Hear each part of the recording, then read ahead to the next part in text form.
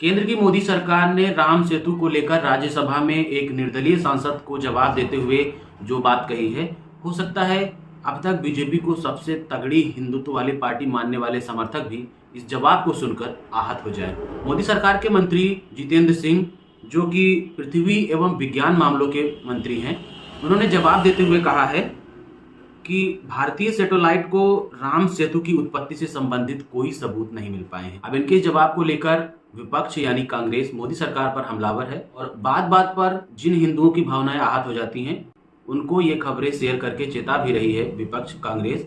देखिए, आपकी मोदी सरकार, हिंदुत्व की मजबूत सरकार ने भी साफ शब्दों में कह दिया है कि राम सेतु के पुख्ता सबूत हमें नहीं मिल पाए हैं। केंद्रीय मंत्री जितेंद्र सिंह ने आगे क्या कुछ कहा है हम आपको विस्तार से बताएंगे, लेकिन उससे पहले हमें ये समझ लेना चाहिए कि आखिर ये पूरा मामला है क्या। दरअसल रामायण में लिखा है कि भगवान राम ने लंका में रावण की कैद से अपनी पत्नी सीता को बचाने के लिए वानर सेना की मदद से राम सेतु का निर्माण किया था।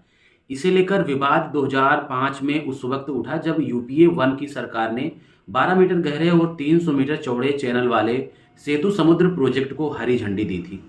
अब इसमें मुश्किल ये था कि इस सेतु को बनाने के लिए राम सेतु की चट्टानों को तोड़ना पड़ता। इसी बात का विरोध करते हुए उस वक्त हिंदू संगठन और विपक्ष यानी भारतीय जनता पार्टी ने इसका विरोध किया था।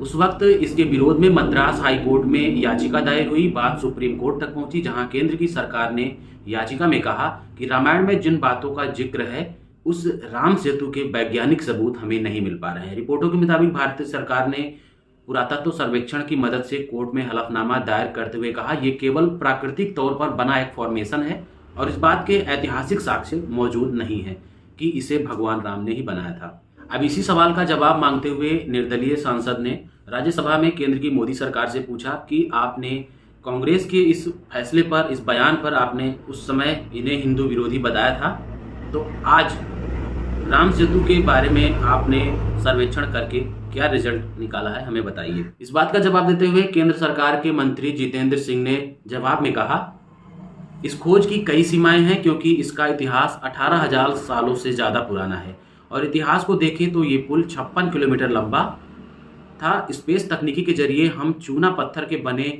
नन्हे द्वीप और कुछ टुकड़े खोज पाए हैं। हालांकि हम पुख्ता तौर पर ये साफ तौर पर नहीं कह सकते कि ये टुकड़े उसी राम सेतु का हिस्सा रहे होंगे, लेकिन इसमें कुछ तरह की निरंतरता दिखती है। उन्होंने कहा इससे निष्कर्ष निकाले जा सकते हैं, लेकिन मैं ये कहना चाहता हूं कि वहां कैसा ढांचा रहा होगा इस बारे में ठीक कह पाना मुश्किल है, लेकिन हाँ, इसके प्रत्यक्ष और अप्रत्यक्ष संकेत हैं कि वहां कुछ तो था। अब इस बात को लेकर विपक्ष केंद्र सरकार पर हमलावर है कि जब हम लोग ठीक यही बात कह रहे थे कि राम सेतु के पुख्ता प्रमाण, ऐतिहासिक प्रमाण हमें नहीं मिल पा रहे हैं वैज्ञानिकों की मदद से, तब भाजपा ने, उस समय के हिंदू संगठनों ने विरोध जताया और बताया कि ये हिंदू विरोधी हैं। लेकिन आज स्वयं केंद्र की मोदी सरकार ने साफ शब्दों में ये कह दिया है कि राम सेतु के पुख्ता प्रमाण हमें नहीं मिल पाए हैं। केंद्र सरकार के इस जवाब पर कांग्रेस प्रवक्ता पवन खेरा ने कहा है, सभी भक्तजन कान खोलकर सुन लो और आंख खोलकर देख लो, मोदी सरकार संसद में कह रही है राम सेतु होने का कोई प्रमाण नहीं है।